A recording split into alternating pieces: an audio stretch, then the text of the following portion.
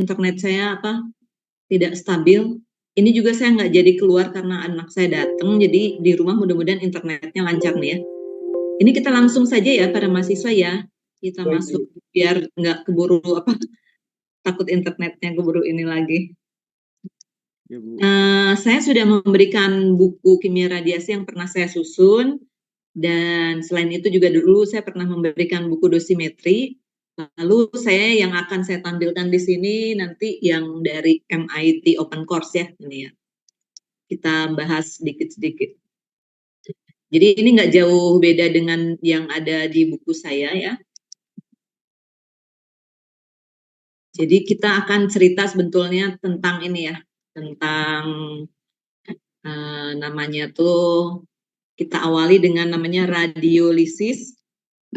Jadi nantinya tuh adalah reaksi, jadi reaksi radiolisis ya. Jadi kalau ada yang tahu lisis itu artinya apa? Kalau orang kimia, gimana? Gimana Dika? Pemecahan ya.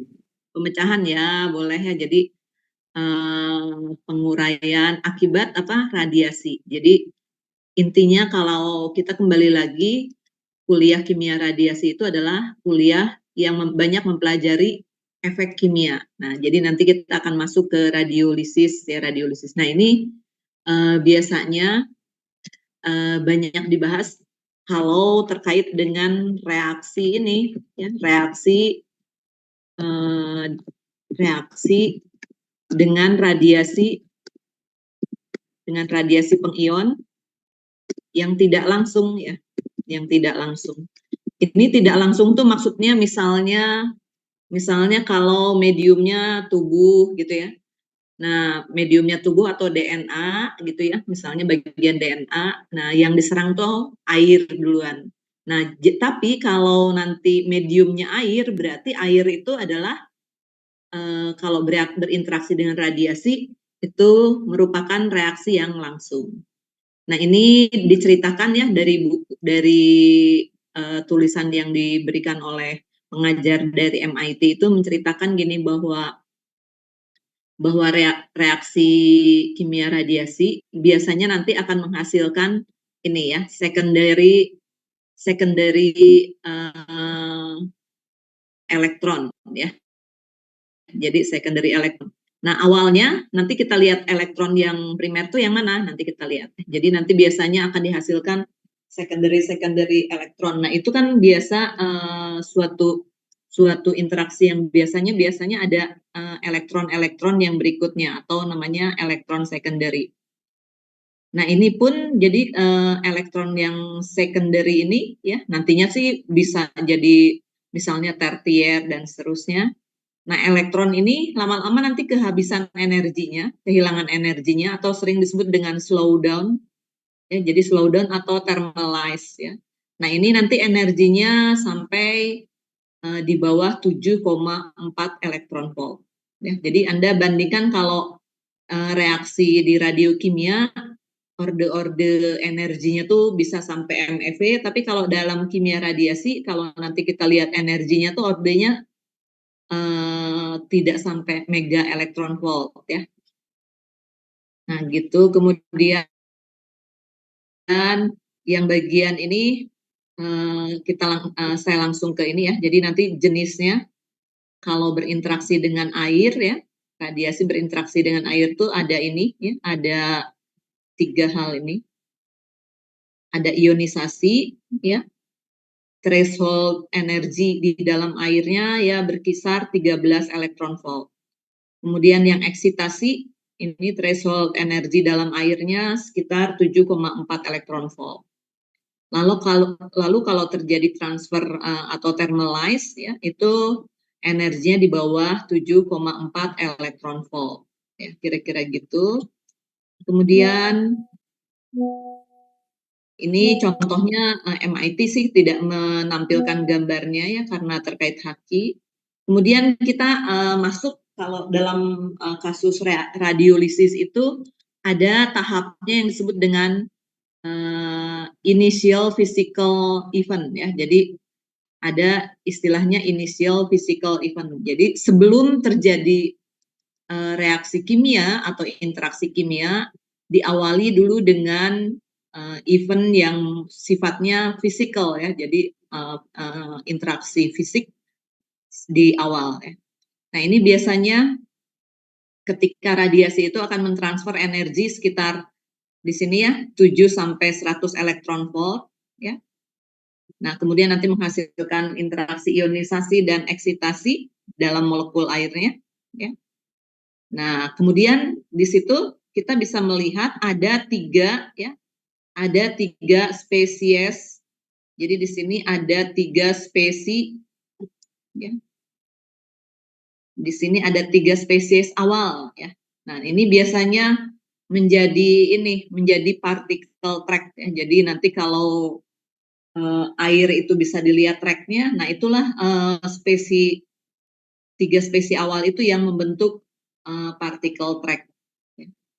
Nah ini kita lihat 3 spesies awal tersebut ya di bawah ini. Pertama-tama kalau ionisasi, jadi kalau air kena radiasi ya, ini tanda panah yang merupakan radiasi, nanti akan terionisasi airnya menjadi H2O plus ditambah elektron ya, elektron yang energinya masih tinggi. Nah di sini ini masih elektron yang primer ya. Nanti kalau ada elektron lagi ya, ada elektron yang berikutnya, nah itu namanya elektron sekunder. Kemudian jadi ini ya yang diamati, mungkin kalian udah banyak paham juga tentang ionisasi air. Kemudian ini yang tereksitasi. Jadi air kena radiasi tereksitasi. Jadi airnya ada tanda bintangnya.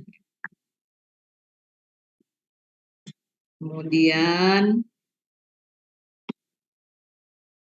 nah ini 3 spesies awal ini biasanya terjadi kira-kira 10 di detik 10 pangkat minus 16 ya. Jadi di detik-detik paling awal.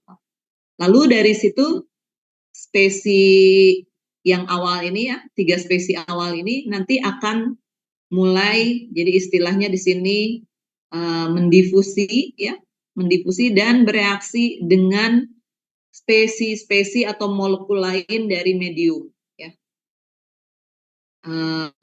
Misalnya ya, radikal yang terkait dari suatu atom atau molekul yang banyak ya. Jadi ini maaf ya, jadi nanti reaksi inisial dari spesies ini, 3 spesies awal ini nanti akan menghasilkan radikal ya yang sifatnya merupakan ya, yang radikal itu merupakan atom atau molekul ya. Jadi radikal itu tidak harus bentuknya ion ya, tapi bisa atom atau molekul yang terdiri dari elektron yang tidak ada pasangannya. Kemudian bisa juga radikal yang sangat reaktif ya. Maksudnya reaktif di sini bukan radioaktif ya, tapi reaktif secara kimia. Bisa juga radikal yang netral ya atau bermuatan ya. Itu bentuk-bentuk atau sifat-sifat radikalnya. Sampai sini ada yang ingin tanya? Saya izin bertanya, Bu. Ya silahkan. Mungkin Untuk suaranya agak digedein deh. Suaranya pelan. Siapa nih? Suara Denny, siapa? Bu. Ya Denny, gimana Den? Ya, untuk initial physical event sama pre-chemical reaction ini duluan yang mana, Bu, mekanismenya? Saya masih bingung, Bu. Ini urutannya ini ya. Ini urutan yang pertama. Jadi ini adalah urutan yang inisial pertama. Jadi ketika radiasi berinteraksi dengan air ya, berinteraksi dengan air, kita lihat nih di sini ya, di sini waktunya ini kira-kira 10 pangkat ya. Jadi di detik 10 pangkat minus 16 ya. Baru nanti setelah itu pra-chemical reaction.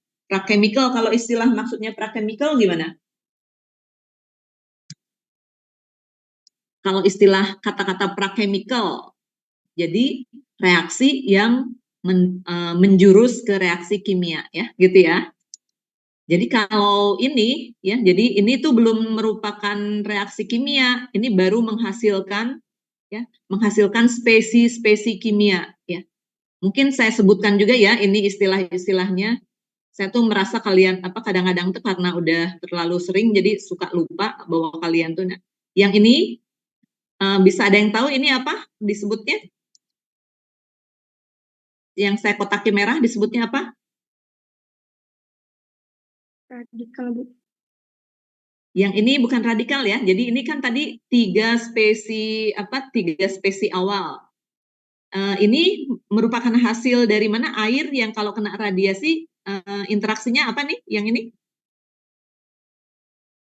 Terionisasi. Ya, jadi interaksinya ingat ionisasi dan eksitasi. Yang terionisasi berarti ini adalah ion air ya, ion molekul air boleh. Ya gitu ya. Jadi ini boleh ion air. Kemudian kalau yang ini ya, ini namanya elektron aja, elektron yang energinya tinggi ya. Jadi ini belum ada berinteraksi dengan air dulu. Jadi elektron yang dihasilkan dari ionisasi air. Nah, kalau ini ya kita sebut molekul air star gitu atau molekul air yang mengandung energi ya, mengandung energi. Nah, ini akibat apa? Air tereksitasi atau kalian boleh menyebut juga molekul air yang tereksitasi. Ya, gitu ya. Ini tiga spesi nih ya. Jadi yang disebut tiga spesi awal tuh ini. Jadi yang ini yang jadi nomornya boleh yang mana aja tapi ini satu gitu ya. Kedua, jadi kalau ion ya, kalau terionisasi berarti ini ada plusnya ya, ada yang plusnya ini ya, sebentar. Ya ini ada plusnya ya. Berarti karena reaksinya terionisasi ada plusnya, berarti ini harus ada ditemani dengan minusnya. Nah hanya airnya ini walaupun terionisasi tetap juga ada dotnya ya, artinya tetap bersifat radikal ya. Jadi kalau molekul airnya itu ada pasangan ya, pasangan elektron ada yang harusnya pasangan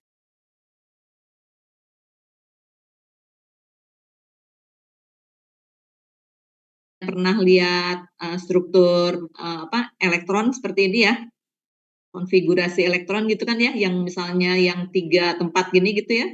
Nah, kalau yang seperti ini kan ini ada pasangannya ya, kalau yang lengkap gitu ya.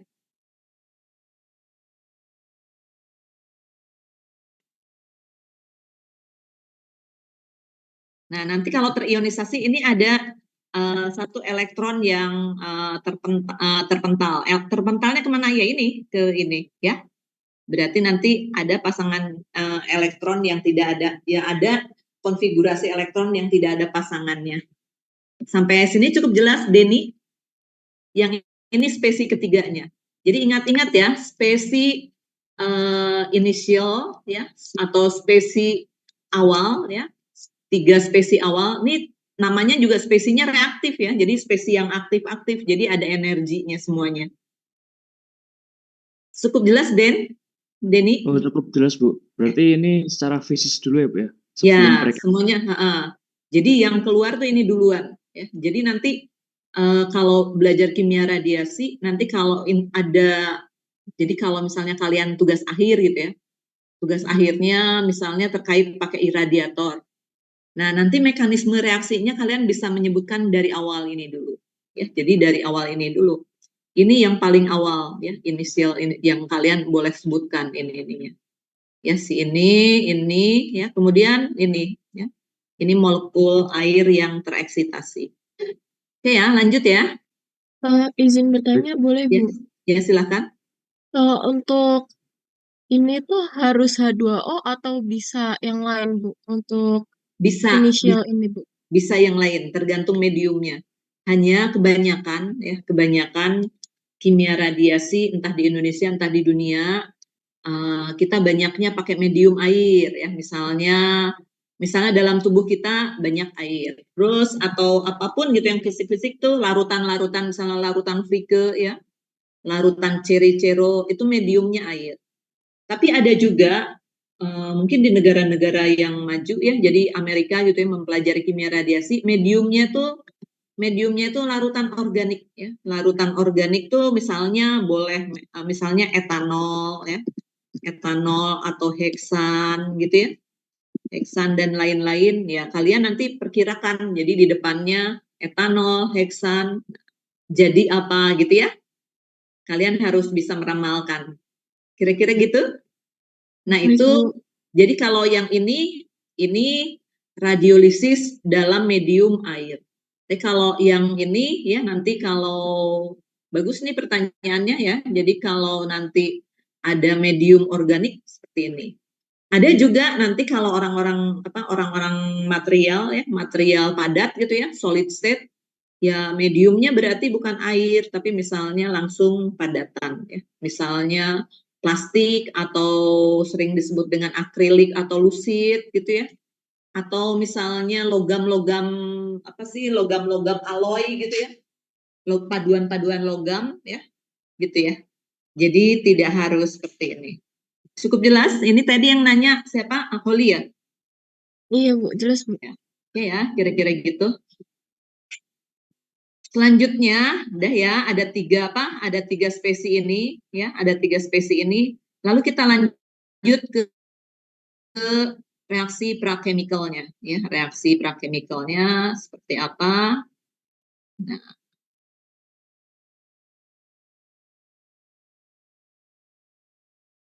Nah, kita lihat ya ini ya. Yang paling sering kan tadi ada elektron yang energinya tinggi. Nah, elektron yang energinya tinggi ini nanti bertemu juga ya, bertemu juga dengan uh, molekul air lain ya, molekul air yang misalnya belum terionisasi atau tereksitasi ya. Jadi ini, jadi misalnya nih elektron ini energinya masih tinggi ketemu molekul air lain, nanti menghasilkan ini ya.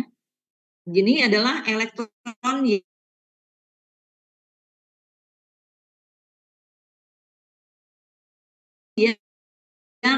yang yang dikelilingi itu apa? Coba dicari istilahnya. Akbar, itu artinya apa, Akbar?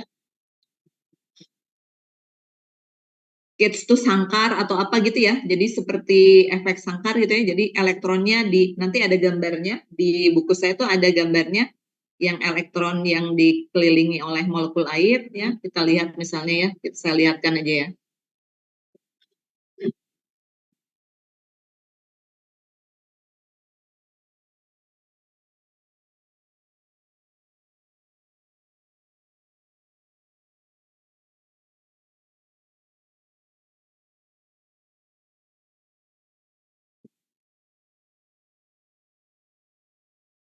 Ini bisa dilihat para mahasiswa Bisa, Bu. ya. Jadi kira-kira ini nih. Ya. Ini sebetulnya gambaran atau postulat saja, jadi tidak harus betul-betul apa sih, betul-betul. Jadi ini kalau di sini kan elektronnya kesannya gede gitu ya, padahal elektron kan kecil. Tapi ya maksudnya ini medan elektronnya gitu ya. Jadi medan elektronnya. Nah, di sini ada energi yang cukup tinggi. Kemudian molekul-molekul airnya itu eh, mengitari atau menyelubungi si elektron tadi ya.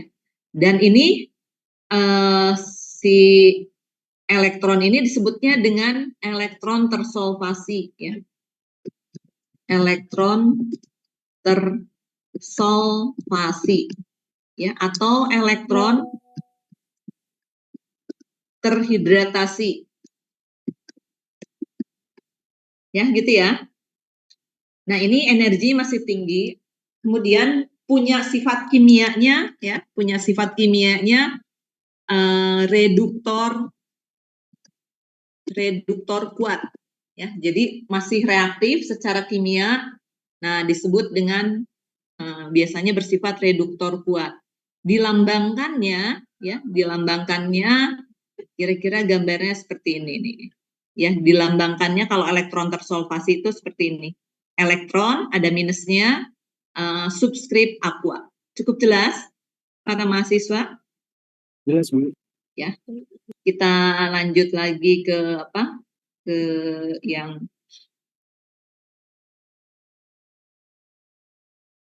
MIT tadi ya.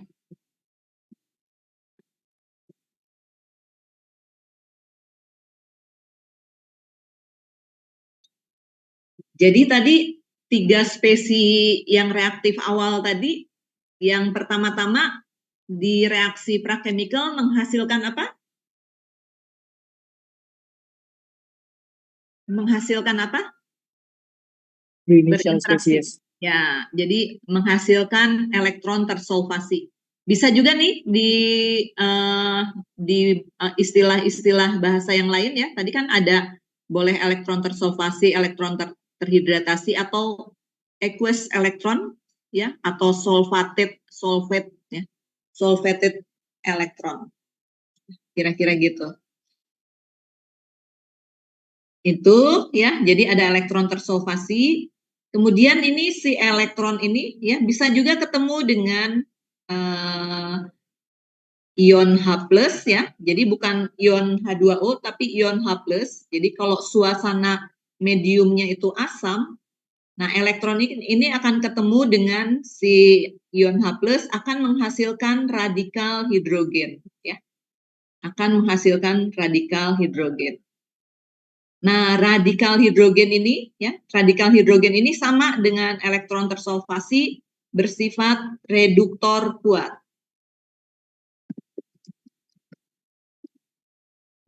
Nih, saya mengingatkan kepada Anda, jadi nanti misalnya elektron tersolvasi Anda harus ingat sifatnya reduktor kuat. Kemudian radikal H ya atau radikal hidrogen juga bersifat radikal kuat, reduktor kuat. Nah, agar nanti kalau suatu saat kalian misalnya ada suatu proses kimia radiasi, ini kalau ada elektron tersolvasi dan radikal H, itu saling mendukung karena sifatnya dua-duanya reduktor. Tapi nanti kalau ada misalnya suatu reaksi yang merupakan sifatnya itu bersifat oksidator kuat, nah itu hati-hati soalnya jadi nanti ada reduktor dan ada oksidator, jadi reaksi kimianya jadi apa? Jadi mati gitu ya, jadi mati atau istilahnya tuh ya udah jadi terjadi kesetimbangan, nggak ada reaksi lagi gitu ya, gitu ya. Nah, saya belum cerita tentang mana yang oksidator kuat, kita lihat ya. Jadi ini sudah ada dua reaksi prakemikal ya, yang saya ceritakan ya. Nah, kemudian kalau tadi kan yang berinteraksi itu adalah elektron ya, elektron yang energinya tinggi. Nah, sekarang ion ya, ion H2O-nya. Nah, ion H2O-nya ini tuh bisa terurai ya, bisa terurai menjadi H+ ya, H+ dan radikal OH atau sering disebut dengan radikal hidroksil ya.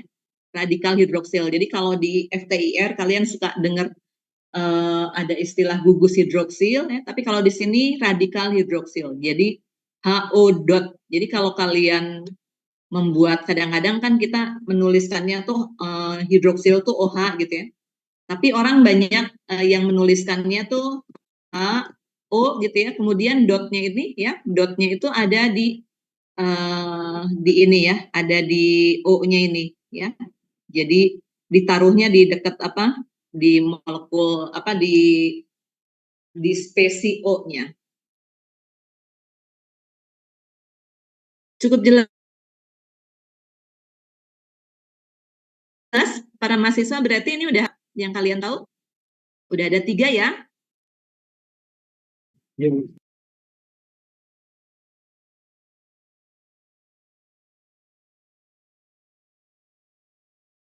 Ke air yang tereksitasi ya, molekul air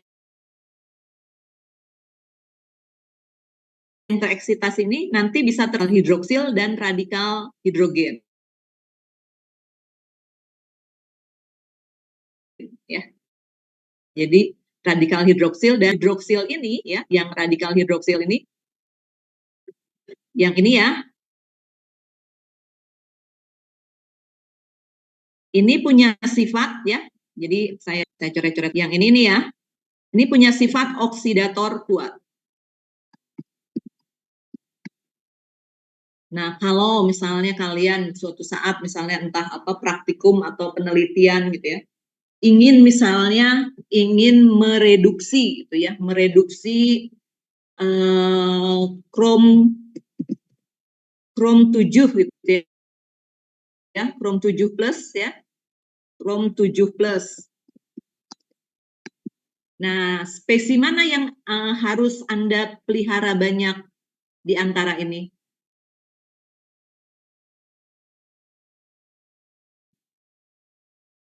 Ini krom 7+ bisa direduksi menjadi apa ya? Para mahasiswa, kalau ada ion krom 7+ bisa direduksi menjadi apa yang paling baik? Yang tidak beracun sifatnya? Krom 3. Jadi apa? Ya, jadi krom 3 ya. Jadi nanti jadi krom 3+ ya. Nah, ini krom 3+ ini sifatnya nanti kalau ketemu dengan air akan jadi CrOH ya, CrOH 3 kali ya. Nah, itu sifatnya koloid ya, jadi akan mengendap. Jadi mudah dipisahkan. Sementara kalau krom 7+ ini sifatnya larut ya, bersifat kompleks ya, sehingga daya toksiknya sebagai senyawa kimia tinggi dibandingkan krom 3+ ya. Gitu ya. Jadi nanti kalau melakukan suatu proses kimia, kalian udah punya dasar-dasar, tahu nih sifat-sifat radikal-radikal bebas yang dihasilkan dari interaksi tadi ya, interaksi air yang diradiasi dengan misalnya diradiasi dengan gamma gitu ya, direaksi dengan radiasi gamma. Sampai sini cukup jelas para mahasiswa? Jelas, Ada Bu. yang mau tanya? Ada yang mau tanya lagi? Oke ya, itu kemudian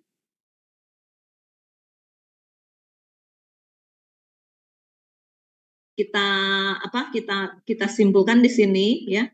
Di sini sih dari MIT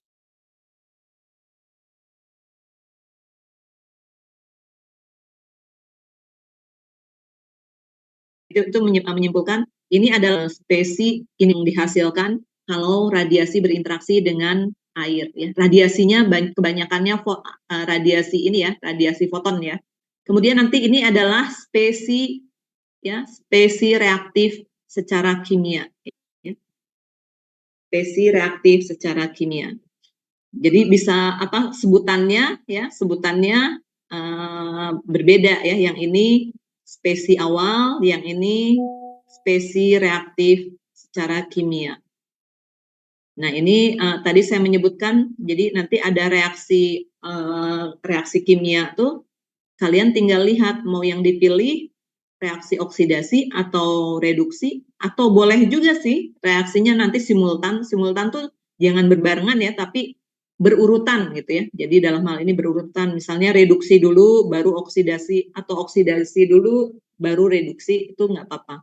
Tapi kalau berbarengan ya, berbarengan itu nanti reaksinya saling rekombinasi, nanti reaksi kimianya tidak ada efek radiasi kimianya. Kemudian kita masuk ke tadi kan udah physical initial state, kemudian pra-chemical state. Nah, ini adalah tahapan reaksi kimianya ya. Kalau tahapan reaksi kimianya itu di waktu ini ya, di sekitar detik ke 10 minus 12 ya. Kemudian tadi yang inisial ya, yang awal tuh 10 pangkat minus 16. Berarti reaksi prakemikalnya kira-kira di mana ya? Di detik keberapa ya?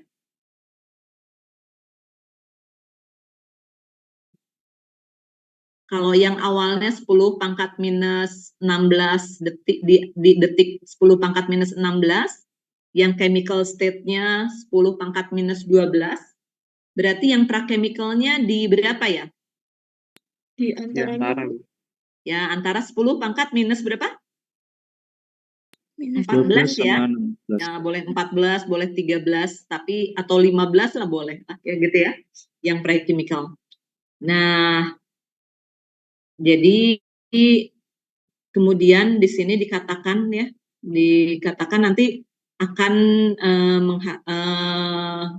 jadi spesies-spesies yang reaktif ini ya, spesies-spesies yang reaktif ini nanti akan bermigrasi secara random ya, terus nanti bisa berinteraksi atau bereaksi secara berinteraksi satu sama lain.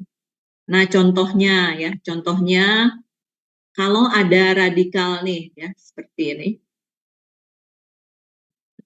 Jadi radikal OH gitu ya, radikal hidroksil bisa ketemu dengan radikal hidroksil. Nah ini menghasilkan spesi kimia nih.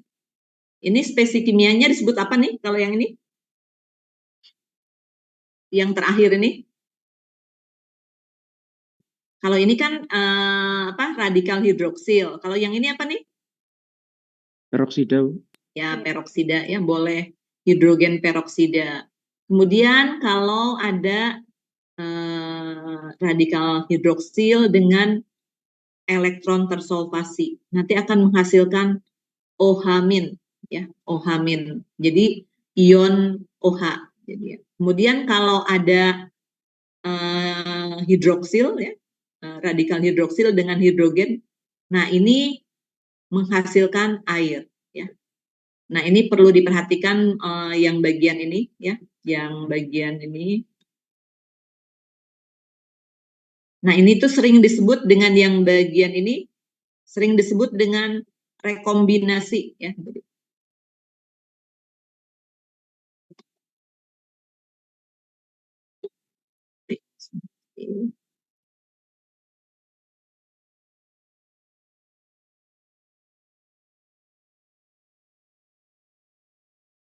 Yang ini ya, jadi yang radikal hidroksil dengan radikal hidrogen,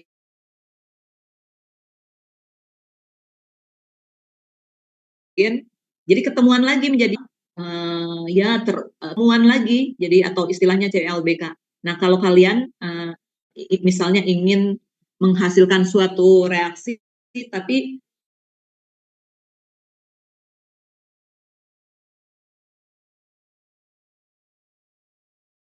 kalian tidak bisa mengendalikan di menghasilkan ada gugus hidroksil, makanya kadang-kadang para mahasiswa yang penelitiannya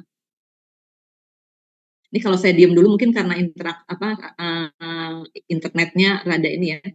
Jadi kalau mahasiswa yang misalnya tugas akhirnya proses kimia, ya, proses kimia radiasi, biasanya dengan Pak Gili. Nah kadang-kadang Pak Gili dengan pembimbingnya yang Bu Vivi itu tidak terlalu memperhatikan ini ya. Misalnya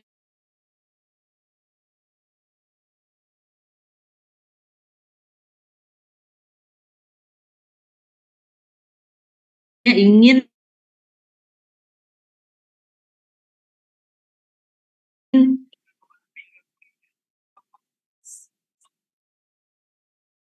bioetanol. Nah, untuk menghasilkan bioetanol itu harus ada reaksi salah satu redoks yang bisa reduksi, boleh oksigen membuat radikal bebas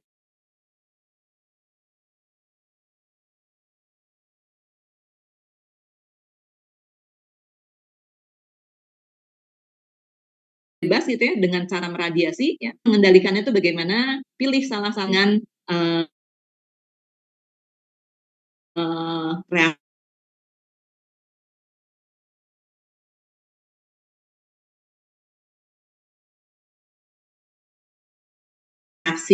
reaksi yang diharapkan. Spesi reduktornya harus cukup jelas para mahasiswa?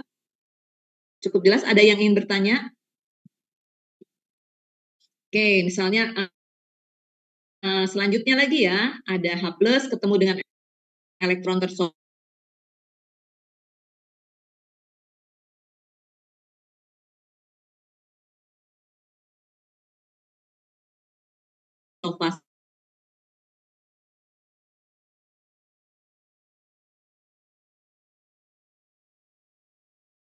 Akan menghasilkan dengan elektron tersolvasi akan menghasilkan air. Ya. Jadi rekombinasi ini bisa elektron hidrogen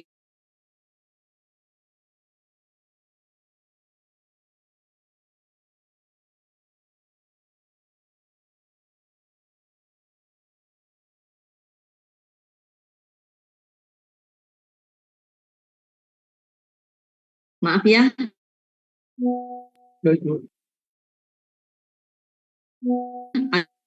ada kadang-kadang agak terputus. Kira-kira ini ya. Nah, ini di tahap ini sering disebut dengan tahapan kimianya ya, atau efek kimianya inilah ya.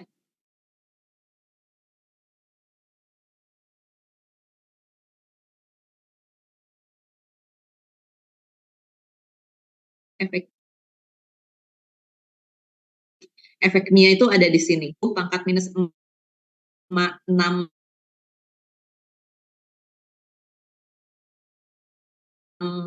detik ya, atau detik ya. Nah, ini akan terjadi reaksi kimia yang berkelanjutan ya.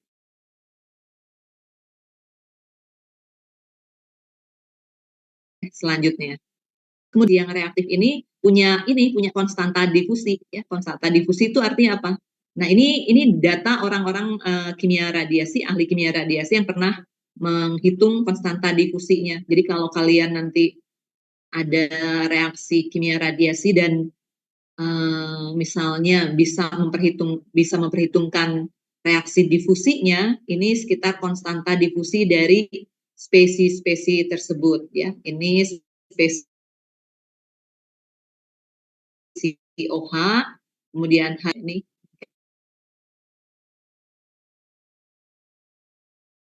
kayaknya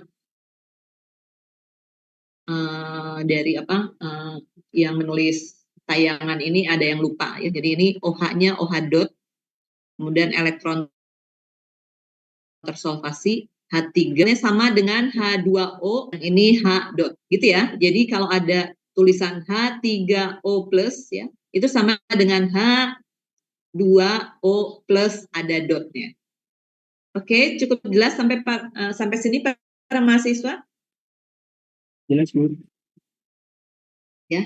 Nah, ini rumus untuk difusinya dalam proses kimia radiasi ya. Sama dengan ini D sama dengan lambda pangkat 2 dibagi 6 tau. Tau itu waktu ya. Sementara lambda ini adalah kira-kira jarak pergerakan ya. Pergerakan dari si spesies ini ya. Spesies ini. Kemudian ini biasanya orang-orang kimia radiasi juga melakukan penelitian terkait dengan simulasinya menggunakan menggunakan simulasi. Di antara kalian pernah dengar Monte Carlo ya? Udah pernah belum? Renaldi pernah dengar Monte Carlo? Pernah, Bu. Simulasi Monte Carlo? Pernah, Bu. Kalau di antara kalian nanti ada yang tertarik, ada kakak kelas kalian yang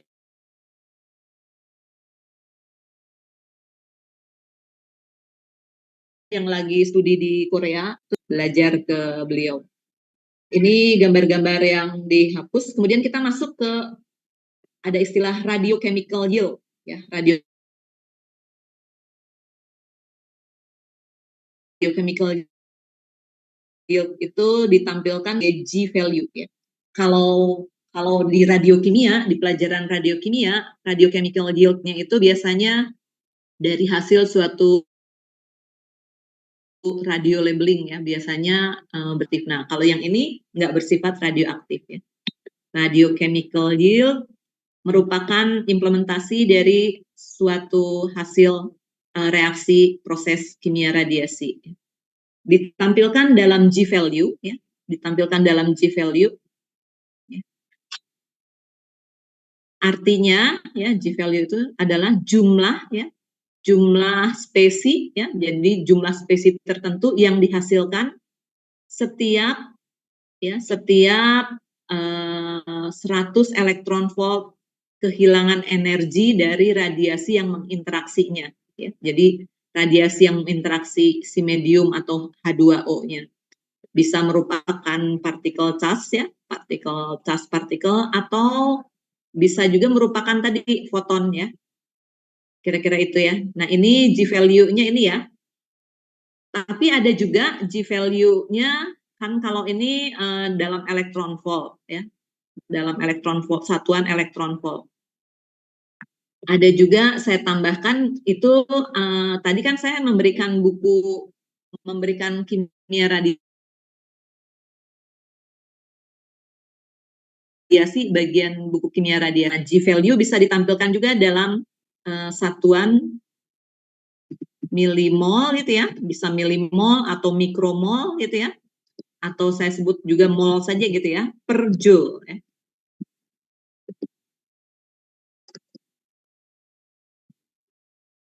Artinya apa? Jumlah spesi kimia ya, jumlah spesi kimia yang dihasilkan setiap joule ya.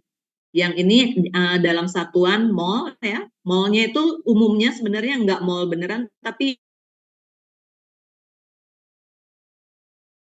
molnya kecil ya, 10 pangkat minus 6 ya, 10 pangkat minus 6 mol ya. Jadi artinya sama dengan mikromol ya. Jadi mikromol per joule.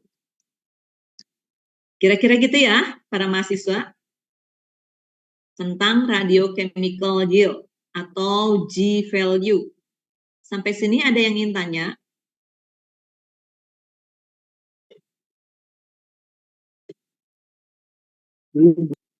Ya. Ini G value itu juga merupakan nilai konstanta ya. Jadi orang-orang sudah, para ahli sudah banyak menghitung ya. Misalnya ini kalian ada praktikum dengan Frike ya? Ada praktikum dengan dosimetri Frike. Nah, itu G value untuk menghasilkan, kan kalau saya tanya, kalau dosimetri Frike interaksinya bagaimana sih? Dari Fe2+ jadi Fe3+. Ya, dari di sini ya saya tulis ya. Jadi ini kasusnya. Jadi di sini ada juga sih di si buku ini, sebentar ya. Saya contohkan. Ini ya. Jadi untuk dosimeter Frike itu kita harus membuat mediumnya ya. Medium itu harus terkendali ya, dikendalikan. Jadi nanti membuat larutan menggunakan air ya, menggunakan medium air. Kalau ini yang dosimeter Frike diajarkannya oleh siapa? Bu Giatmi ya? Iya, Bu. Bu Giatmi. Sekarang syarat-syarat airnya kira-kira apa? Syarat-syarat air yang digunakan apa? Sejauh ini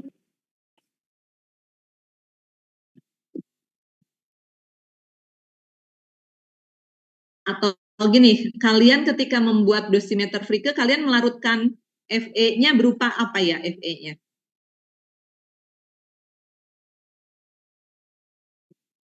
Diajarkan juga nggak oleh Bu Giatmi?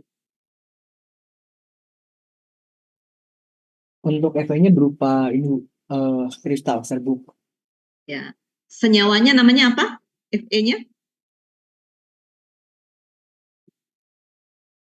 Jadi nanti dipilihnya Fe ya, FeSO4 ya. Jadi kalau bisa benar-benar FeSO4 yang warnanya ya, yang warnanya benar-benar masih hijau muda ya. Jadi jangan sampai ada warna kekuningan.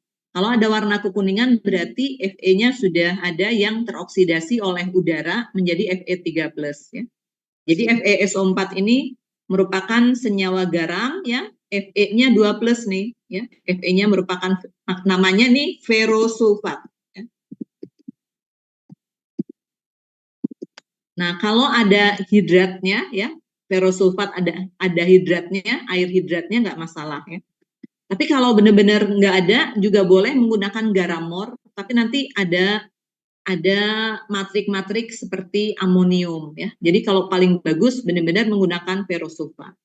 Nah, kemudian ini dilarutkan dalam asam sulfat ya. Asam sulfat, larutan asam sulfat. Jadi ingat-ingat larutan asam sulfat itu apa? Samsul ya. Asam sulfatnya konsentrasinya 0,8 N ya, 0,8 N.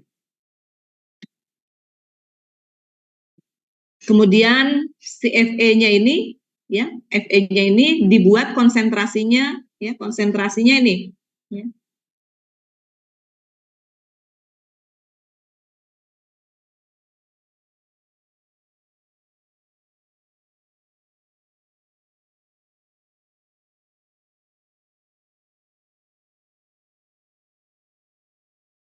H2SO4-nya ini dilarutkan dalam H2O yang namanya airnya, ya, airnya itu aqua.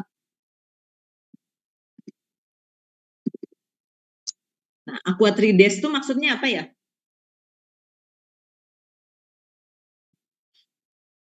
Aqua trides itu apa maksudnya?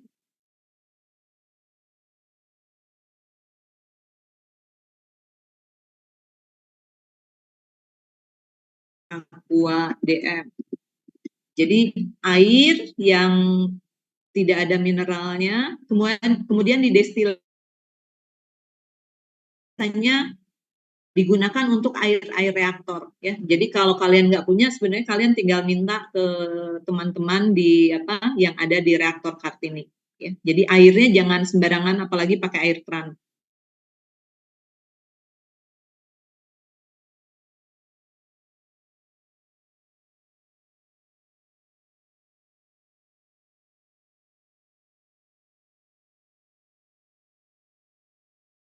Ya, akan dioksidasinya oleh apa? Nah, kalau dioksidasi oleh apa nih kira-kira?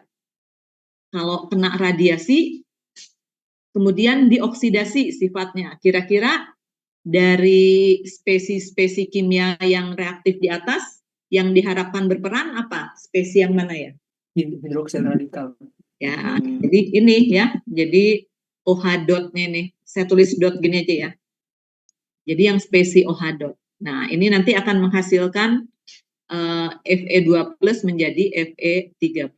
Nah, itu yang nah, lalu saya ingin tanya, apa sih yang disebut dengan, kalau kalian praktikum melakukan praktikum dosimetri Fricke, kira-kira apa maksudnya ya? Mengetahui konsentrasi Fe3 yang terbentuk setelah teriradiasi itu. Ya, sebetulnya ya, kalau istilahnya dosimeter Fricke, sebetulnya tuh maknanya kalian membuat dosimeter, ya. Jadi sebenarnya maknanya tuh kalian praktikumnya membuat dosimeter. Dosimeternya apa? Dosimeter kimia, ya. Dosimeter. Jadi ini jenis dosimeter kimia. Kemarin kan saya kasih buku dosimetri ya. Dosimetri itu ada macam-macam, ada dosimetri kimia, ada dosimetri gel, ada dosimetri yang solid state berupa TLD, ada dosimeter film. Nah, yang ini adalah dosimeter kimia. Nah, kira-kira gunanya dosimeter Fricke apa ya? Coba dicari. Boleh dicari di search di internet. Kira-kira gunanya apa?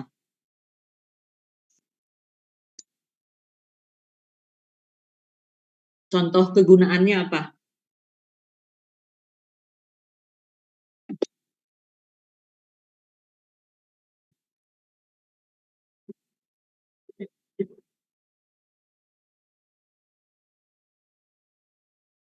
Lima.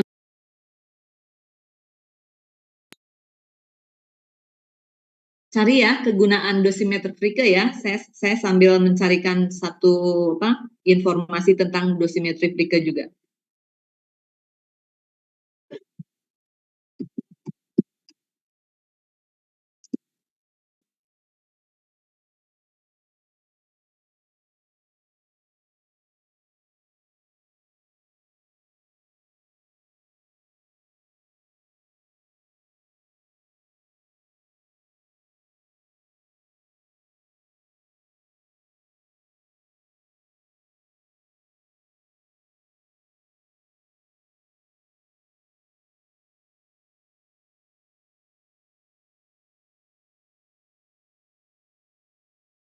Dosimeter standar acuan. Ya, dosimeter standar acuan bisa, nggak apa-apa ya. Jadi kira-kira dipakainya untuk range dosis berapa ya? Ini Septiara menjawabnya untuk kalibrasi, nggak apa-apa. Kalibrasi apa ya Septiara?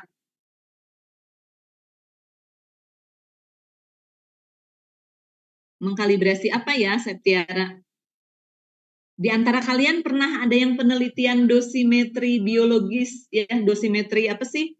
Dosimetri sebenarnya bukan dosimetri biologis, itu namanya dosimeter yang buatan dari apa? Dari senyawa-senyawa alami ya, misalnya biasanya oleh Bu Ega atau Bu Dita. Ada yang pernah praktikum itu atau penelitian itu? Sudah Bu, radiokromik ya. Ya, Sedang radiokromik. menjalani, Bu. Nah, itu radiokromik itu ya. Nah, itu bisa kalian menggunakan dosimetri Fricke ini sebagai kalibrasinya ya, mengkalibrasinya. Jadi mengkalibrasi itu artinya apa? Kalau kalian menemukan dosimeter baru gitu ya, kan itu harus dicoba ya enggak? Harus diuji kebenarannya ya enggak? Nah, kebenarannya itu dibandingkan dengan dosimetri Fricke. Ya, kira-kira gitu ya. Cukup jelas. Nah, ini juga bisa juga dosimetri Fricke ini bukan kalibrasi, tapi memang untuk mengukur misalnya kalau iradiator gamma yang laju dosisnya sudah tidak terlalu besar gitu ya. Nah, itu pakai dosimetri Fricke atau misalnya MBE ya, mesin berkas elektron. Nah, Anda bisa menggunakan dosimeter Fricke. Karena apa, dosimeter Fricke ini kalau kalian bisa membuat berarti ya kalian lumayan murah tuh ya. Biasanya dosimeter kan lumayan mahal, misalnya kalau dosimeter yang kimia ya, misalnya CTA gitu, itu mahal tuh ya. Nah, tapi dosimeter Fricke ini kira-kira bisa nggak digunakan menjadi personal dosimeter? Dosimeter Fricke ini bisa nggak digunakan sebagai personal dosimeter? Maksudnya personal dosimeter itu apa ya, Pak mahasiswa?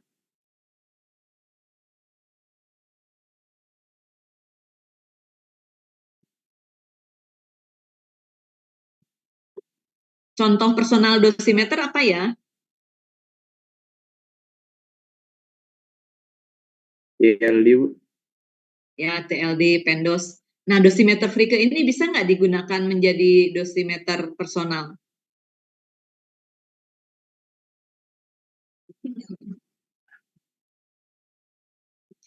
Jadi PR ya, jadi tugas ya.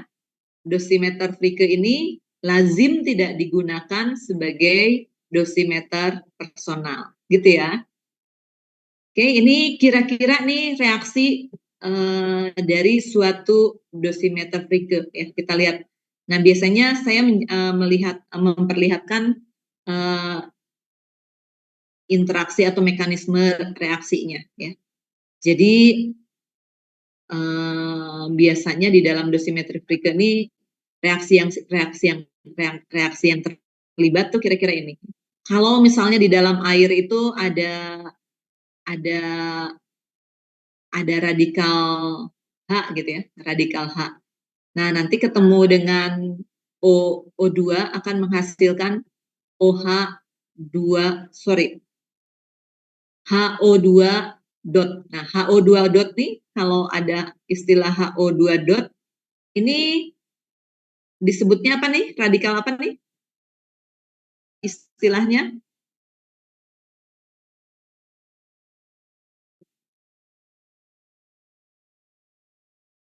Peroksida, Bu.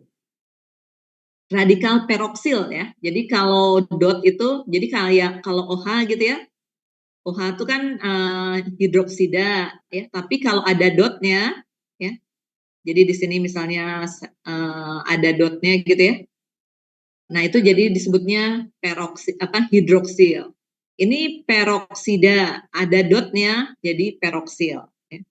Nah, gugus peroksil ini nanti bisa mengoksidasi Fe2+ menjadi ini ya, dengan Fe3+. Lalu ada spesi ini ya, spesi yang ion peroksilnya ini ketemu dengan H+ menjadi H2O2. Nah, spesi H2O2 ini ketemu dengan Fe2+, nah nanti akan menghasilkan Fe3+, ya. Kemudian ini nih, ya, H2O2 yang sini nih ya, menjadi Fe3+. Kemudian ada, kalau ada apa sih, radikal hidroksil ketemu dengan Fe2+, ini juga menjadi Fe3+, ya. Jadi di sini semuanya Fe3+, ya. Jadi ke arah-arah sana. Nah, di sini kelihatan nih kalau ada, jadi ada radikal hidrogen, ya. Ada radikal hidrogen. Nah, dibuat suasananya, ya, suasananya agar menjadi ini, ya, agar menjadi gugus hidroksil, ya, agar mengarah menjadi gugus hidroksil. Kira-kira seperti itu ya, para mahasiswa ya. Nah, misalnya ya ada kan kalau ada gugus hidroksil ya udah, kalau ada gugus hidroksil kan ya udah aman, berarti akan teroksidasi. Tapi kalau ada gugus hidrogen harus dikendalikan dengan cara apa nih biar menjadi gugus hidroksil? Cara mengendalikannya gimana nih agar ini nanti ke arah ini?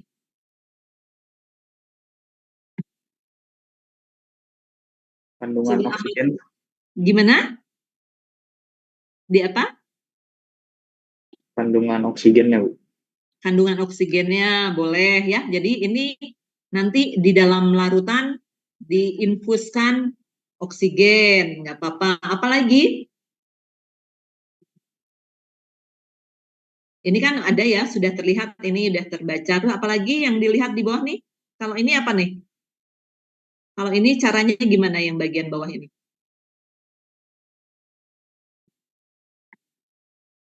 Apakah hanya ditambah air kira-kira?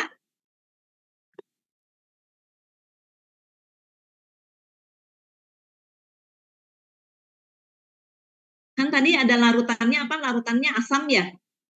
Larutan Frege tuh pakai apa? H2SO4 gitu kan ya? H2SO4 berapa N? 0,8. 0,8. Nah, kalau ini kira-kira ditambah H2O tuh maksudnya gimana?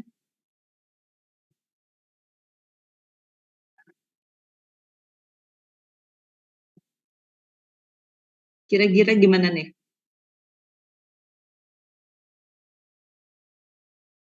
Nah, ini kira-kira nanti pH-nya dirubah nih ya. pH-nya tuh bisa dirubah ya. Agar kalau ada ini ya, kalau ini dominan ya berarti pH-nya dirubah. Jadi yang tadinya terlalu asam dirubah menjadi ke arah, jadi ke arah ini, ke arah yang banyak H2O-nya. Caranya gimana? Ya kira-kira kalau dari asam agar banyak H2O-nya gimana? Ditambah apa? Ditambah mungkin senyawa yang cenderung relatif basa, cuma basanya jangan terlalu kuat. Ya, kira-kira gitu ya, atau pH-nya dirubah ya. pH-nya dirubah agar si radikal radikal H-nya ini ya, radikal H-nya ini reaksi dari suatu reaksi kimia ini ya, kimia radiasi ini, kita ingin tahu ada jumlah H plus apa H dot, terus ada radikal hidroksil, ada radikal peroksil. Itu pakai apa ya mengetahuinya?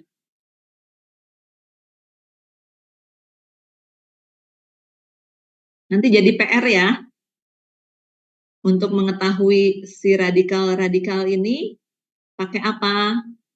Nah, misalnya kalau kalian ya, kalian karakterisasi atau analisis ya, adanya suatu gugus fungsi di suatu senyawa kimia, kalian analisisnya pakai apa? Analisis gugus fungsi pakai apa ya? Ini saya nanya dulu, saya pancing. Kalian ingin tahu ada suatu gugus fungsi dari suatu senyawa kimia. Pakai apa karakterisasinya? FTIR, Bu. FTIR, Bu. FTIR. Oke, sekarang kalau kalian ingin tahu di suatu larutan atau hasil ya, hasil interaksi dengan radiasi gitu. Ingin tahu radikalnya ya. Radikalnya apa?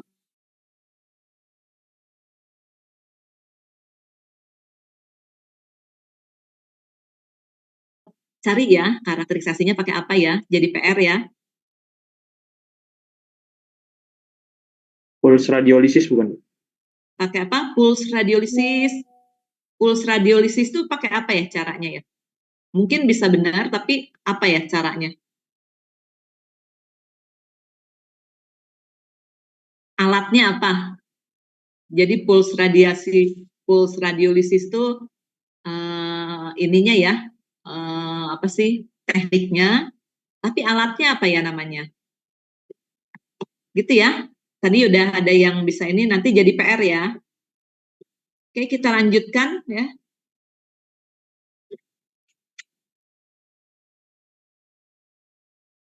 Nah, ini cara menuliskan G-value ya. Cara menuliskan G-value ini kita lambangkan dengan J gitu ya. Kemudian diberi tanda kurung ya, tanda kurung. Kemudian misalnya kalau ada G-value gini ya, G-value terus saya tuliskan misalnya ini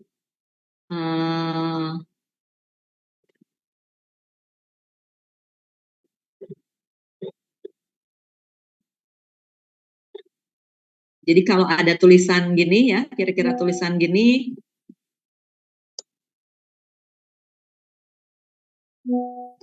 Nah, kalau ada tulisan kira-kira seperti ini namanya G-value apa nih?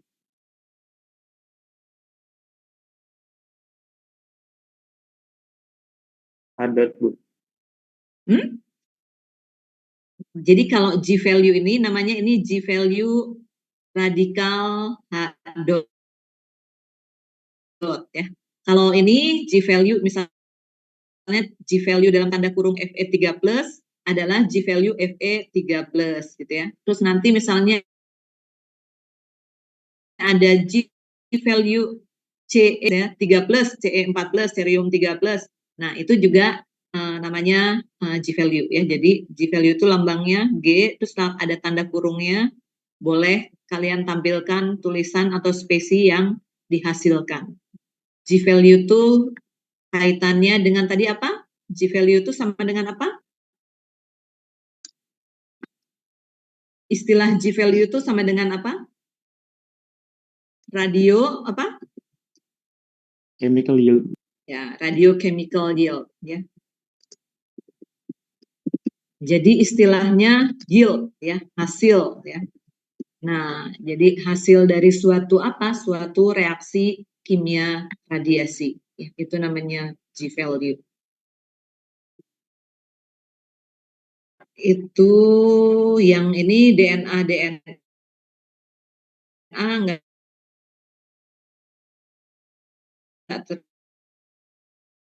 terlalu ini. Nah, ada sekarang kita masuk ke ini ya sedikit.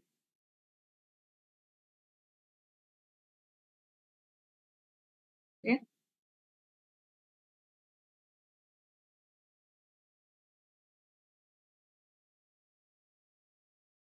Radikal ya. Jadi pemangsa radikal. Misalnya kalau kalian dalam suatu reaksi proses kimia radiasi ingin mengendalikan ya, ingin mengendalikan agar paling banyak itu adalah OH dot gitu ya. Ini saya tulis OH dot gini aja ya. Padahal di mediumnya itu ada H dot ya atau elektron tersolvasi ya. Elektron aqua. Nah, ini berarti kalian harus menangkap ya atau melakukan scavenger terhadap radikal H dot atau elektron tersolvasi. Nah, kalian bisa cari kira-kira elektron scavenger yang paling ampuh untuk memangsa H dot itu apa? Atau scavenger solvasi itu apa? Nah, kalau dulu saya nyari-nyari kayak gitu agak susah. Nah, kalau zaman sekarang kalian bisa nanya ke selain Google, bisa nanya ke AI ya. Jadi si H dot itu biasanya dimangsa oleh apa? Elektron tersolvasi dimangsa oleh apa? Ya kira-kira gitu ya. Jadi itu ada istilah terkait dengan ini scavenger. Nah, di sini kita lihat nih, ya tadi yang saya sebutkan tadi nih, misalnya untuk ya di sini saya berikan contoh scavenger untuk radikal OH ya. Nih, scavenger untuk radikal OH tuh biasanya ya biasanya senyawa RH. Kalau senyawa RH tuh apa maksudnya kira-kira? Senyawa R, kalau ada tulisan lambang bahasa apa lambang RH gitu tuh artinya senyawa apa ya? Senyawa organik apa ya? Asam organik, Bu. Ya, asam organik ya. Jadi asam organik itu contohnya apa?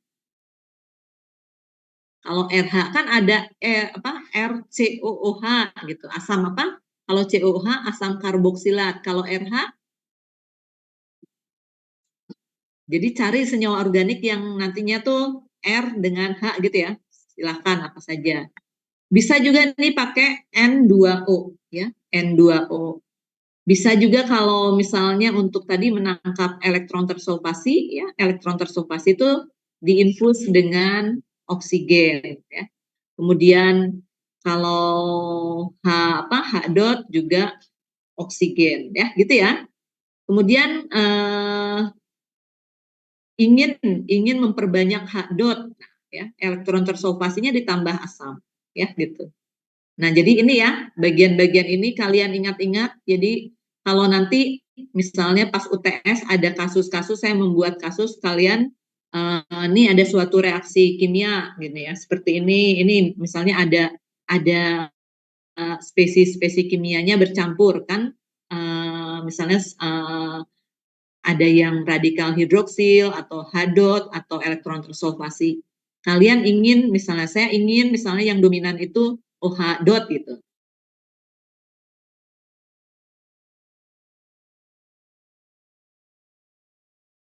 Ya, senyawa scavengernya.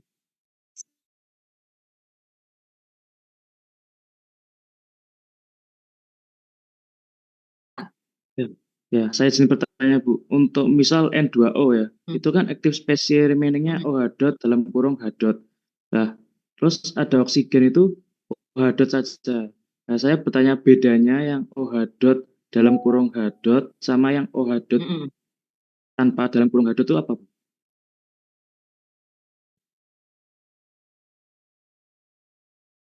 Ya,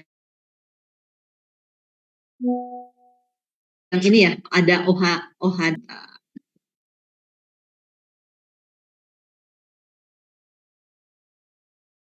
ini untuk yang ini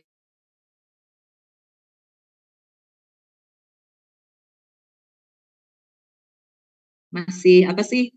Masih ada gitu ya. Jadi selain ada OH-nya, H dot-nya masih tersisa gitu ya.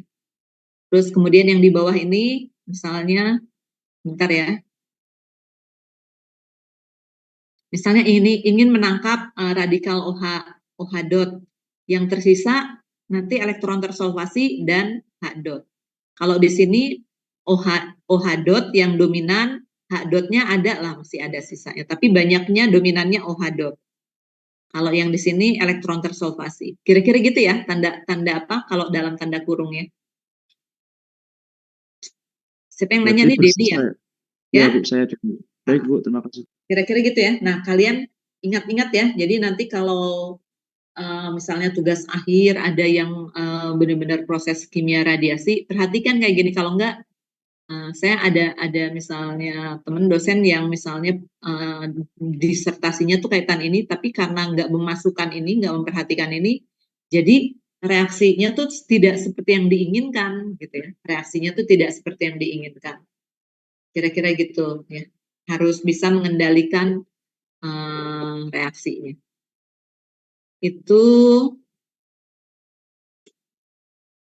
oke, yang ini sampai sini dulu. Kemudian saya menampilkan ini ya. Jadi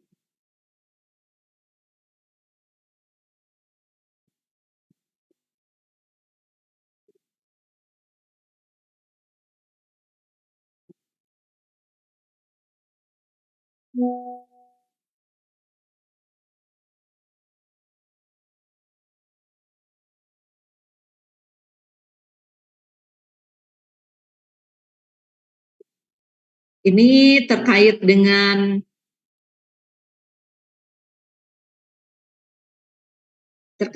kimia radiasi yang gunanya untuk dosimetri ya. Dosimetri masih soal contohnya Fricke ya, contohnya reaksi Fricke atau apa percobaan Fricke kita lihat.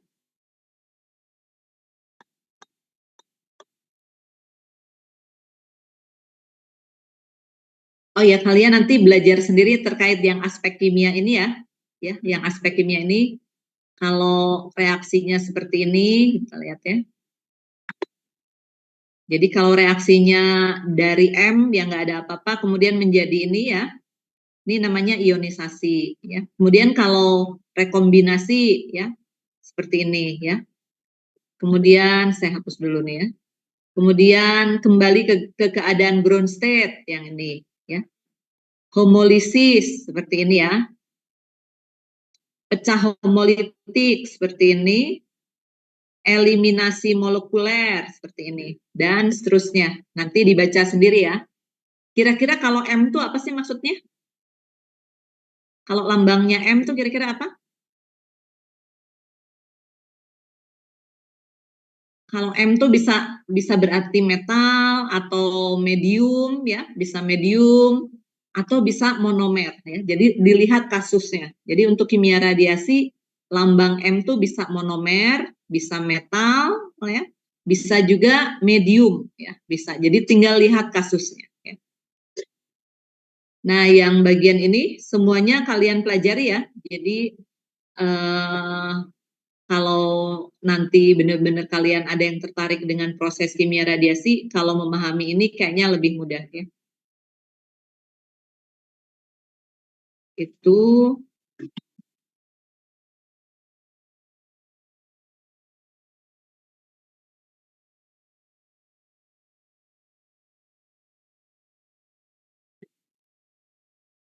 sampai sini ada yang mau nanya dulu?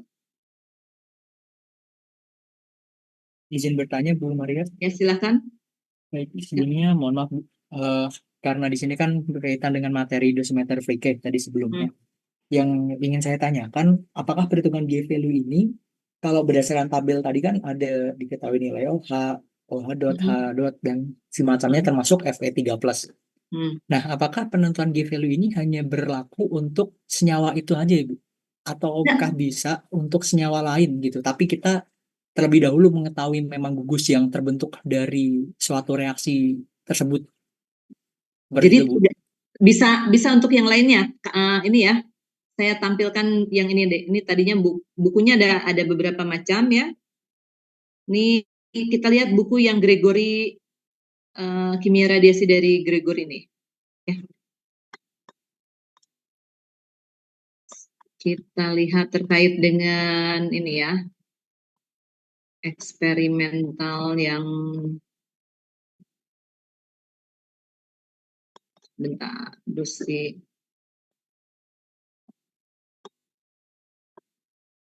Nah, kelihatan ya ini ya. Terlihat, Bu. Ya. Jadi biasanya kalau untuk menentukan G value itu biasanya memang melakukan percobaan ya. Jadi orang-orang melakukan percobaan nih sebentar. Jadi kalau yang ini adalah sebentar ya. Ya coret-coret. Yang ini untuk ini ya, untuk percobaan yang Fricke. Yang ini juga sama nih, Fricke juga ya. Yang ini apa nih kira-kira? Ferricero ya? Ferricero. Yang ini apa sih? Hidrogen gitu ya. Yang ini, kalau yang ini nih radiation yield-nya tadi dalam satuan yang mikromol per joule. Ya. Jadi ini satuan yang SI-nya. Sementara satuan yang konvensionalnya itu adalah dihasilkannya spesi per 100 elektron volt radiasi yang hilang ya. Jadi coba di antara kalian mungkin bisa mengulang kembali apa sih yang disebut dengan ini G value dalam apa G value dalam satuan ini ya, dalam satuan titik-titik ya, titik-titik atau saya tulis X spesi gitu ya, X spesi per 100 elektron volt. Coba didefinisikan. Apa yang disebut dengan G value kalau satuannya dalam spesi per 100 elektron volt. Jumlah spesi yang dihasilkan pada setiap 100 elektron volt. Ya, 100 elektron volt apa? Coba diberi contoh. 100 elektron volt energi hilang karena Ya, partikel penyumbatan. Ya, energi hilangnya dari mana tadi? Misalnya radiasi gamma ya. Radiasi gamma menginteraksi apa? Kalau di Fricke itu berinteraksi dengan apa? Larutan apa? Fe4. Ya, Fe-nya nggak usah Fe2+. dilihat Fe4 ya, Fe2+-nya. Radiasi gamma berinteraksi dengan Fe2+.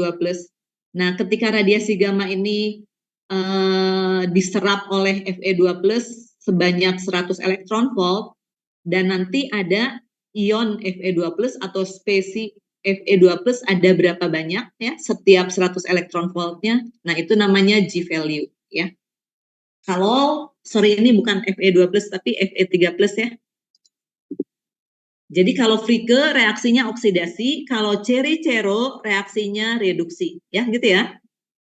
Nah, misalnya ya kalau untuk G value Fe3+ dalam satuan spesi per elektron volt itu kalau nggak salah 15,6. Nah, artinya apa tuh? Kalau G value-nya 15,6, apa tuh maksudnya? Untuk dosimeter Fricke. G value untuk misalnya ya, G value untuk Fe3+ sama dengan 15,6. Apa tuh maksudnya?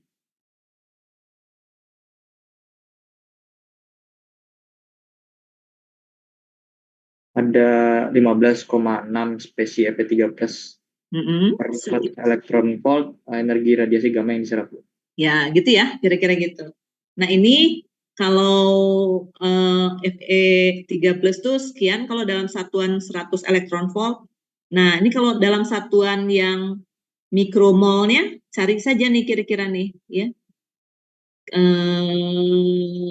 Ini elektron volt ya. Ini elektron volt, kemudian ini 100 nih. Ya, 100. Kemudian cari Fe3+-nya yang ini kan dalam udara. Yang ini apa nih? Kalau ini air gitu kan ya, tulisannya air kan, ini apa nih? Ya, jadi nanti kalau Anda lihat, jadi kalau ini dalam bentuk water gitu ya, nah diplotkan ya, berarti nanti 15,6 itu misalnya akan sama dengan berapa mikromol per joule gitu ya. Nah, ini kan tadi pertanyaan Dika tuh bagaimana, apakah penentuan G value itu hanya untuk Fe saja? Enggak, bisa untuk tergantung untuk apa, kasusnya untuk apa, gitu ya. Cukup jelas para mahasiswa? Baik Bu, berarti intinya kita ngambil produk akhirnya dari salah satu senyawa yang mungkin ya memang jadi produk Ya. jadi senyawa tertentu untuk dicari Ya. nilai G-nya gitu ya Bu. Ya, jadi misalnya kalau Cherry-Chero gitu ya, kalau Cherry-Chero itu Ce4+ gitu ya, Ce4+ nanti direduksinya oleh apa? Ya oleh itu, oleh apa sih? Oleh si radiasi itu ya, jadi oleh gamma, kemudian menghasilkan apa? Ce3+. Ya. Nah, karena hasilnya adalah Ce3+, maka G value-nya akan bukan G value cerium 4+, tapi G value Ce3+, ya gitu ya. Reaksinya yang ini reduksi, ya. Jadi berbeda, terbalik dengan reaksi Fricke, ya. Kira-kira gitu ya. Izin bertanya Bu. Ya, silakan. Kalau tadi kan ada ditampilkan G value Fe3+ itu sama dengan 2 G value H2O2 plus 3 G value H dot plus G value OH dot. Nah, itu bagaimana cara menentukan itu ya, Bu? 2, 3 gitunya, Bu. Oke ya, bagus pertanyaannya. Yang itu nanti saya jawab minggu depan ya. Ya, yang hari ini nanti saya bagian itu tuh menjelaskannya agak sulit juga ya. Jadi nggak ini. Nah, jadi saya belum bisa jawab yang ini minggu depan ya. Saya jawab ya. Bagus pertanyaannya ya. Itu ya. Jadi kenapa ada ini? Jadi tergantung mediumnya. Jadi misalnya ya. Jadi kayak bikin apa ya? Sebetulnya tuh kayak mekanisme kayak bikin neraca masaknya dulu gitu. Di situ tuh ada apa saja gitu. Misalnya ada H2O2-nya berapa, ada berapa, nanti saling dikurang-kurangi gitu ya. Nanti minggu depan saya jelaskan ya. Oke, bagus pertanyaannya ya. Oke, mungkin karena saya di buku ini saya jelaskan juga sekalian tentang cara perhitungan ya, cara perhitungan untuk suatu dosimeter ya, suatu dosimeter, perhitungan dosis dari suatu dosimeter dalam suatu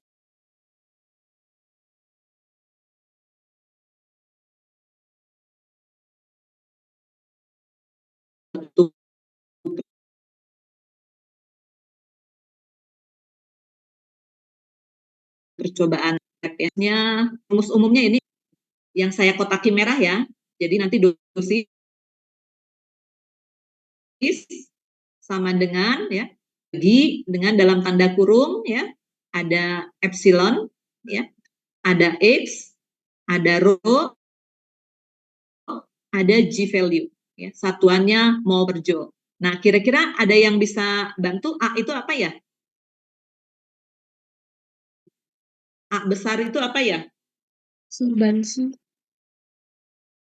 Absorbans? Betul, absorban. Tapi apakah absorban saja? Perubahan absorbansi. Ya, oke, perubahan absorban atau delta A gitu ya. Jadi sering disebutnya dengan sebentar. Jadi delta absorban gitu ya. Atau sering juga ada yang nulisnya gini ya. Optical density ya. Optical density awal ya. Optical density ya 0 gini ya. Awal gitu ya. Dikurangi optical density akhir. Ya. Seperti itu ya. Nah, kalau dalam kasus dalam kasus dosimetri Fricke, gimana nih menghitung delta A-nya itu? Ada yang bisa jelaskan?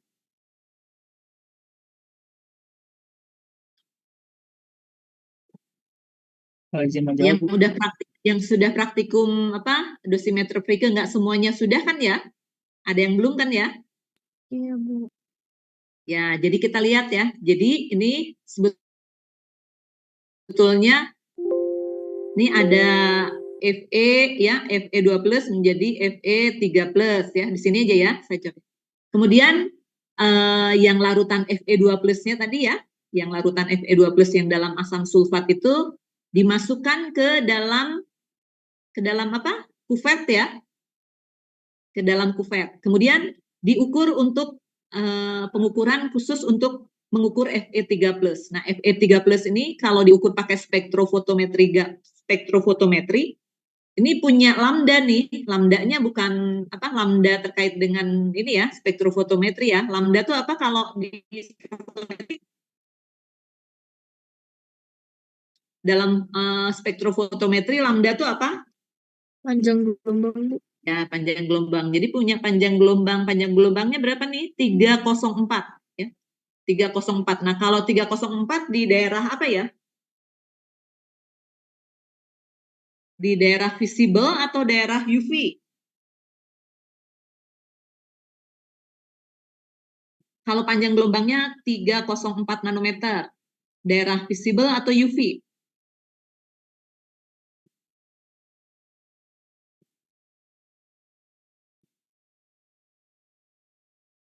Para mahasiswa? Kalau panjang gelombang visible itu batasannya berapa sampai berapa ya, Dika? Kisaran 400 sampai 700 lebih. Nah, 400 sampai 700. Sekarang kalau 300 kira-kira apa? UV. UV ya. Jadi kalian pakai apa? Spektrofotometrinya nggak perlu diwarnai, langsung saja diukur, disetting di UV. Kalau pakai spektrofotometri. Di setting tuh gimana? Lampunya dirubah. Lampu untuk UV, lampu yang gimana ya? Sumber radiasi untuk UV, sumber radiasinya lampu apa ya?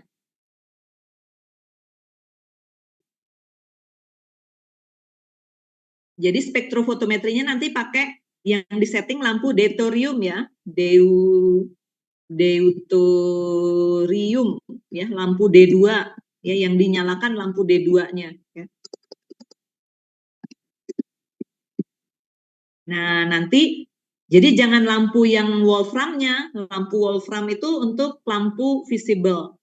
Nah, sehingga kalau lampu deuterium yang dinyalakan, nanti larutan Fe3+ ini menyerap ya, mengabsorpsi radiasi dari lampu deuterium ini ya. Ya gitu ya. Jadi yang awalnya kalau Fe2+ ini nggak akan menyerap nih di panjang gelombang 304, sehingga ya nanti A-nya ya, absorbannya ya, ini di sini ada absorban awal ya. Absorban awalnya misalnya 0 atau 0,001 mendekati 0. Lalu kemudian setelah ada Fe3+-nya, absorbannya akan jadi naik, misalnya 0,21. Ya, kira-kira gitu. Nah, ini A ini adalah selisih dari 0,21 dikurangi yang ini, ya, awal ini. Kira-kira gitu ya. Jadi, selisihnya itu dalam bentuk yang ini, yang apa sih, yang absolut ya. Cukup jelas para mahasiswa? Jelas, Bu. Jadi untuk A ya, kemudian ekstinsi molar, ini apa nih? Atau epsilon ini lambangnya artinya apa nih? Ekstinsi molar.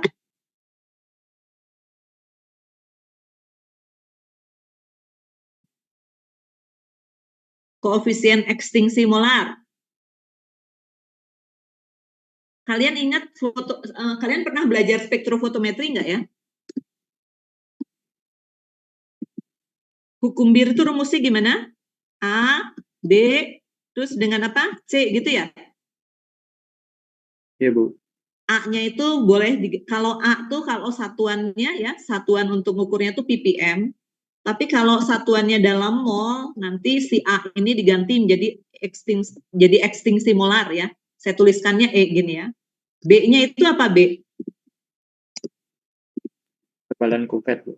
Ya, ketebalan kuvert ya, kira-kira gitu. Jadi ini yang A ini atau yang E ini adalah ekstinsi molar. Nah, ini biasanya sudah dipunyai oleh suatu apa? Oleh suatu, kalau dalam suatu percobaan ya. Biasanya kalau soalnya soal hitungan nanti diberitahu nih ekstinsi molarnya. Nah, di sini koefisien ekstinsi molarnya nih ya, misalnya ya. Nih, ya, jadi 217,4 meter persegi per mol ya gitu. Nah, ini ingat untuk kasus soal yang ini ya, untuk kasus soal yang ini B-nya, ini B itu sama dengan X nih di sini ya. B itu sama dengan X. Nah, X-nya ini dalam satuan meter ya. Dalam satuan meter. Sementara kalau kuvet tuh lebarnya atau panjangnya atau tebalnya tuh berapa ya? Dalam meter atau dalam sentimeter? Kalau kuvet itu ketebalannya biasanya berapa sentimeter?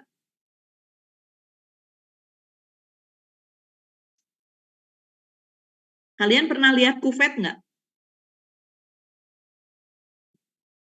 Ya, ketebalannya berapa? 1 cm. Ya, 1 cm ya.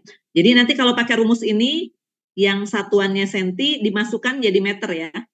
Jadi nanti ini masukkan ke meter, ekstinsi molarnya masukkan, kemudian rho-nya nih rho apa nih?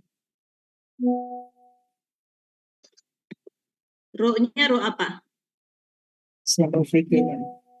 Nah, jadi larutan Fe3 plusnya ini, Fe2 plus ke Fe3 plusnya diukur pakai pignometer dulu ya. Cuma satuan rho-nya dirubah dalam kilogram per meter kubik ya. Jadi dalam satuan kilogram per meter kubik ya. Jadi jangan dalam per sentimeter kubik. Kira-kira gitu ya. Jadi rumus ini harus disesuaikan dalam satuannya agar menjadi mol. Ya.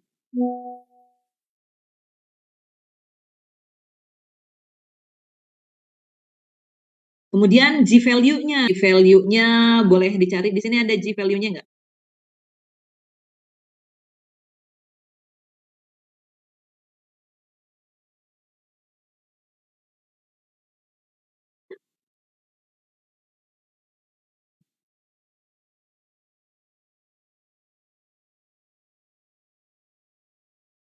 Ini G value-nya ya. G value-nya itu adalah 0,78 mikromol per joule ya. Mikromol per joule berarti nanti ini kalau mikromol per joule nanti dirubah jadi mol per joule ya. Dirubah jadi mol per joule. Kira-kira gitu ya. Para mahasiswa. Ini data ini dicari ya, dicari yang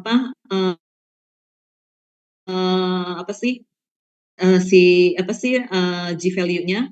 Kan tadi di sini saya menunjukkan salah satu grafik ya. Grafik yang menunjukkan G value. Nah, kalian di situ ya. Jadi diplotkan G value-nya berapa. Nah, di sini ya. Ya, di sini nih satuannya. Jadi kalau misalnya tadi ketemu 0,7 berapa gitu ya di daerah sini, nah itu dirubah dalam mol per joule. Nah, baru selesaikan selesaikan nilainya. Kira-kira gitu cukup jelaskah para mahasiswa? Yes. Ya. Nah, ini di sini nanti ada contoh soalnya ya. Jadi ada contoh soal untuk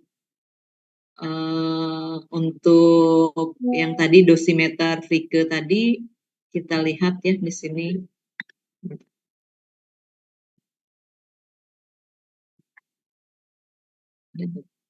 Atau di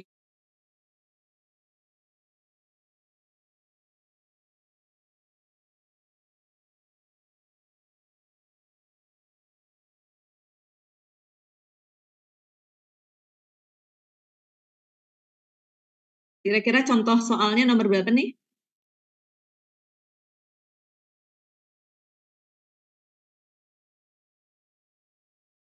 Ini ya, nomor 77 berapa?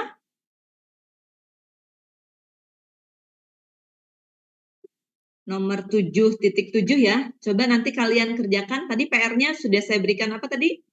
Sudah ada tugas 1 ya. Kemudian nanti kerjakan yang ini nih. Ya. Nah, kerjakan juga nih soal yang ini, yang sama ini ya.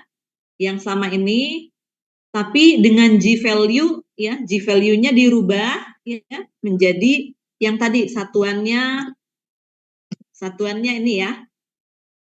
Nah, nilainya sama juga nggak? Yang ini pakai rumusnya nih ya, rumusnya yang ada di buku saya nih. Tapi yang ada di buku saya ini diperbaiki ya, dicek lagi ya.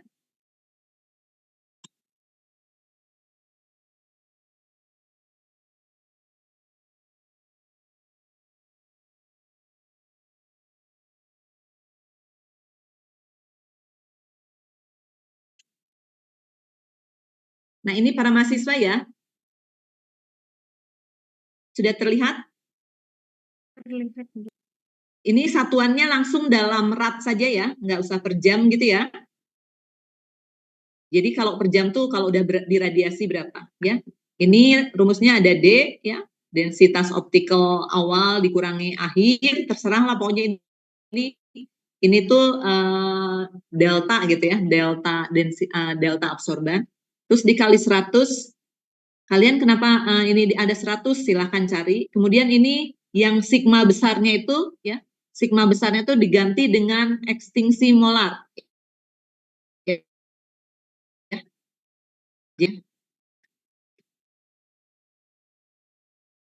Ya, koefisien ekstingsi molar. Jadi diganti E-nya ini diganti dengan ekstingsi molar. Kemudian cari rho-nya ya. Rho-nya kemudian ini densitasnya kali 10 pangkat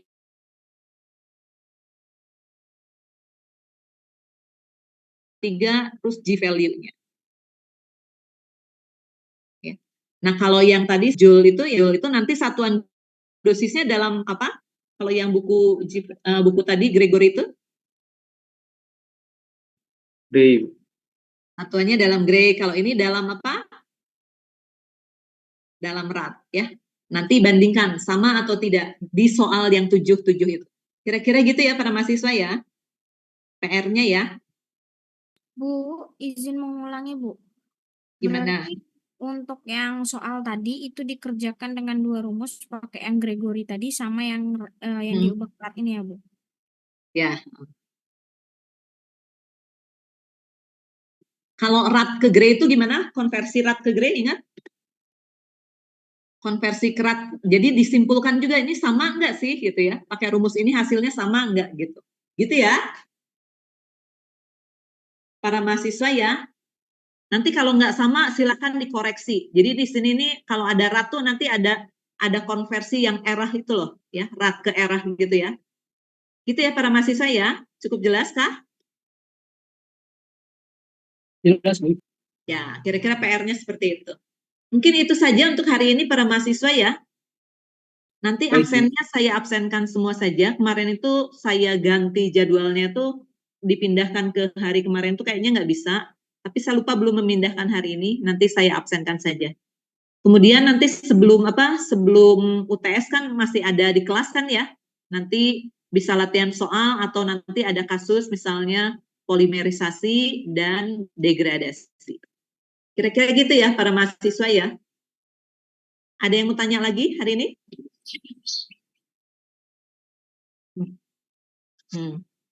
Gimana?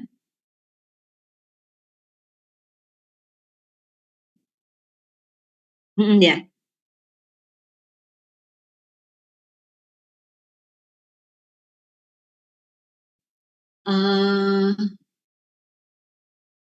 Pergeseran panjang gelombangnya kamu kemarin berapa?